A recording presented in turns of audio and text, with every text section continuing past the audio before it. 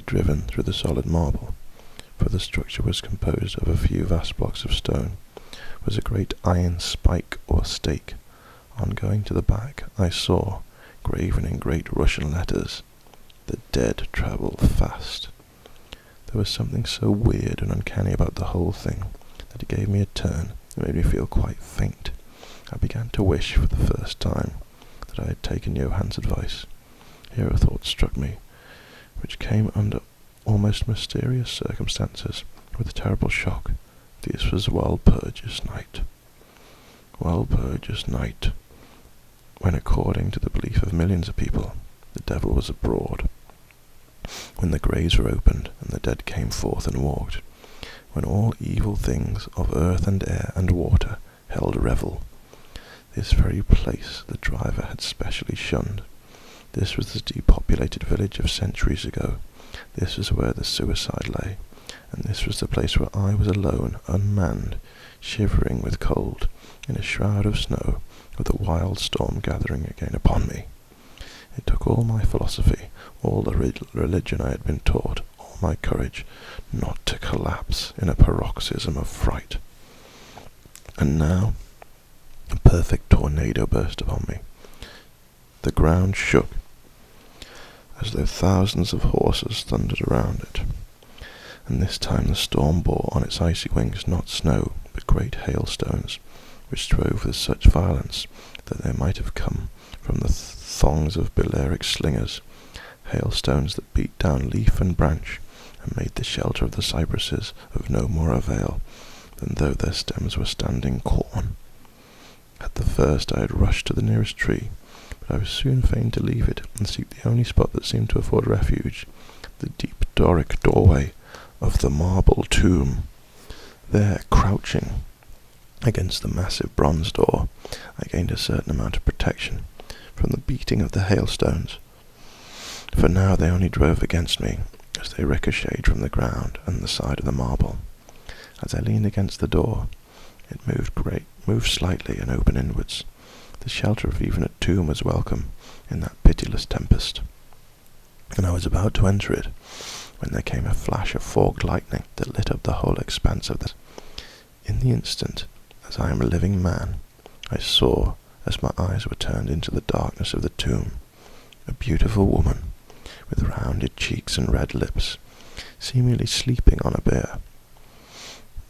As the thunder broke overhead, I was grasped as by the hand of a giant and hurled out into the storm. The whole thing was so sudden that before I could realize the shock, moral as well as physical, I found the hailstorms beating me down.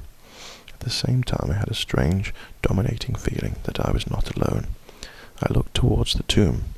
Just then there came another blinding flash, which seemed to strike the iron stake that surmounted the tomb, and to pour through to the earth, blasting and crumbling the marble. As in a burst of flame, the dead woman rose for a moment of agony, while she was lapped in the flame, and her bitter scream of pain was drowned in the thunder crash.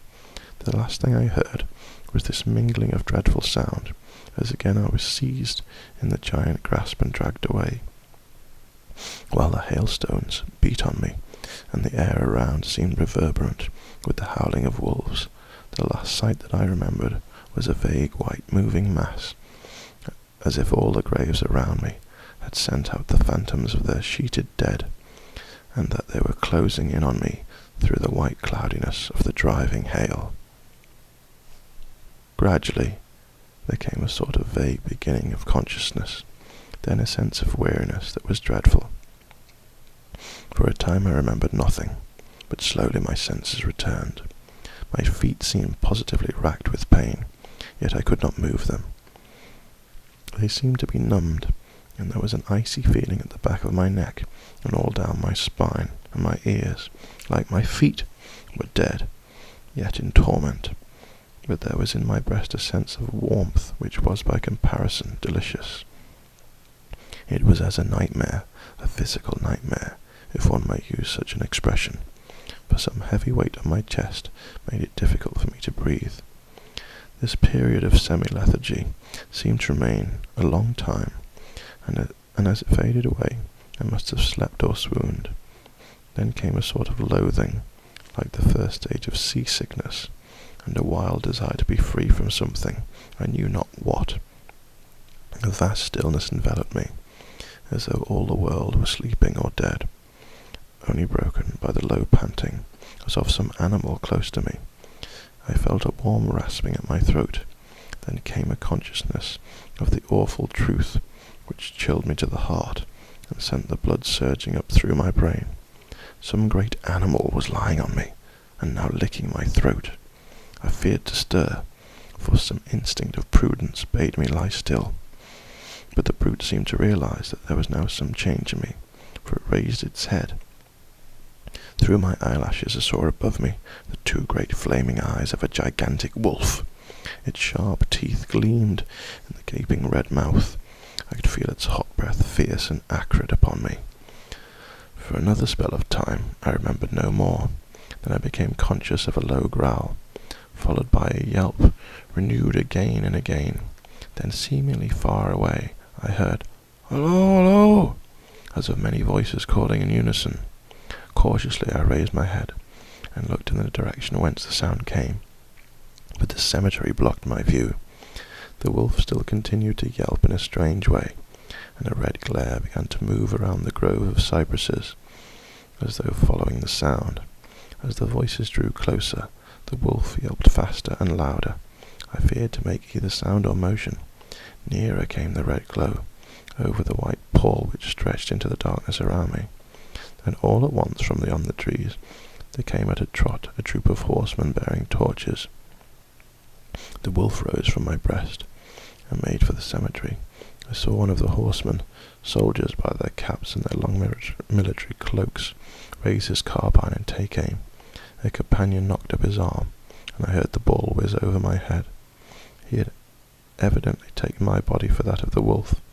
Another sighted the animal as it slunk away, and a shot followed. Then, at a gallop, the troop rode forward, some towards me, others following the wolf as it disappeared amongst the snow-clad cypresses. As they drew nearer, I tried to move, but was powerless, although I could see and hear all that went on around me. 2 or 3 of the soldiers jumped from their horses and knelt beside me. One of them raised my head and placed his hand over my heart. "Good news, comrades," he cried. "His heart still beats." Then some brandy was poured down my throat. It put vigor into me, and I was able to open my eyes fully and look around. Lights and shadows were moving among the trees. I heard men call to one another. They drew together, uttering frightened exclamations, and the lights flashed as the others came pouring out of the cemetery pell-mell, like men possessed. When the further ones came close to us, those who were around me asked, urgently, "Well, have you found no place to stay, and on this of all nights?" "What was it?" was the question, asked in all manner of keys. The answer came variously, and all indefinitely, as though the men were moved by some common impulse to speak, yet were restrained by some common fear from giving their thoughts. It indeed," gibbered one, whose wits had plainly given out for the moment. "A wolf, and yet not a wolf," another put in shudderingly. "No use trying for him without the secret bullet," a third remarked in a more ordinary manner. "Selbert's right for coming out on this night. Truly you have earned 1,000 marks," were the ejaculations of the fourth. "There was blood on the broken marble," another said after a pause. "The lightning never brought that there. And for him, is he safe? Look at his throat. See, comrades, the wolf has been lying on him and keeping his blood warm." The officer looked at my throat and replied, "He is all right. The skin is not pierced. What does it all mean? We should never have found him but for the yelping of the wolf." "What became of it?" asked the man who was holding up my head, who seemed the least panic-stricken of the party, for his hands were steady and without tremor. On his sleeve was the chevron of a petty officer. "It went to its home," answered the man, whose long face was pallid, and who carefully shook with terror as he glanced around him fearfully. "There are graves enough there in which it may lie. Come, comrades, quickly, and let us leave this cursed spot. The officer raised me to a sitting posture as he uttered a word of command. Then several men placed me upon a horse. He sprang to the saddle behind me, took me in his arms, gave the word to advance, and turning our faces away from the cypresses, we rode away in swift military order. As yet my tongue refused its office, and I was perforce silent. I must have fallen asleep, for the next thing I remember was finding myself standing up, supported by a soldier on each side of me. It was almost broad daylight, and to the north a red streak of sunlight was reflected, like a path of blood, over the waste of snow. The officer was telling the men to say nothing of what they had seen, except they had found an English stranger guarded by a large dog. "Dog? That was no dog," cutted the man who exhibited such fear. "I think I know a wolf when I see one," the young officer answered calmly. "I said a dog." "Dog," reiterated the other ironically. It was evident that his courage was rising with the sun, and pointing at me he said, "Look at his throat. Is it the work of a dog?" Instinctively I raised my hand to my throat, and as I touched it, I cried out in pain. The men crowded round to look, some stooping down from their saddles, and again there came the calm voice of the young officer. "A dog, as I said. If aught else was said, we should only be laughed at." It was then, mounted behind a trooper, and we rode on into the suburbs of Munich. Here we came across a stray carriage, into which I was lifted, and it was driven off to the Quatre Saisons, the young officer accompanying me, whilst a trooper followed with his horse, and the others rode off to their barracks. When we arrived, Herr Dulbruck rushed so quickly down to the steps to meet me that it was apparent he had been watching within. Taking me by both hands, he solicitously led me in. The officer saluted me, and was turning to withdraw, when I recognized his purpose, and insisted that he should come to my rooms. Over a glass of wine, I warmly thanked him and his brave comrades for saving me. He replied simply that he was more than glad, and that Herr Delbruck had had the all party pleased. At which ambiguous utterance the maitre d'hotel smiled, while the officer pleaded duty and withdrew. "But, Herr Delbruck," I inquired, "how and why was it that the soldier searched me?"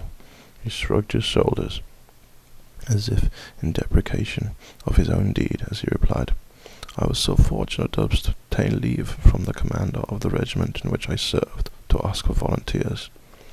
"But how did you know I was lost?" I asked. "The driver came hither with the remains of his carriage, which had been upset when the horses ran away." "But surely you would not send a search party of soldiers merely on this account?" "Oh, no," he answered. "But even before the coachman arrived, I had this telegram from the boyar, whose guest you are."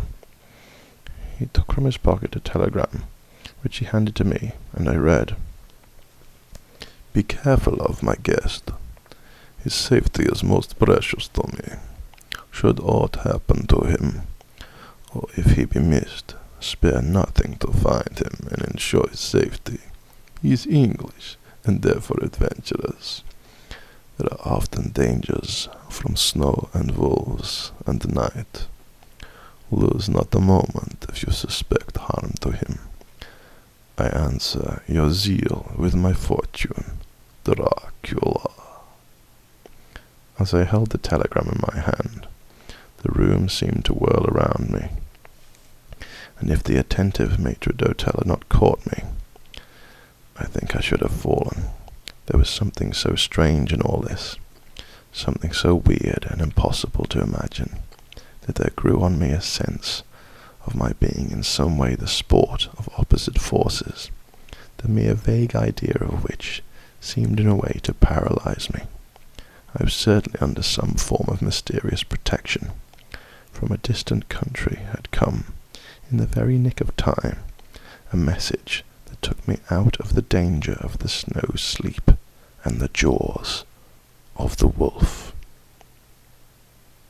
That was Dracula's Guest by Bram Stoker, read by Dom Newton.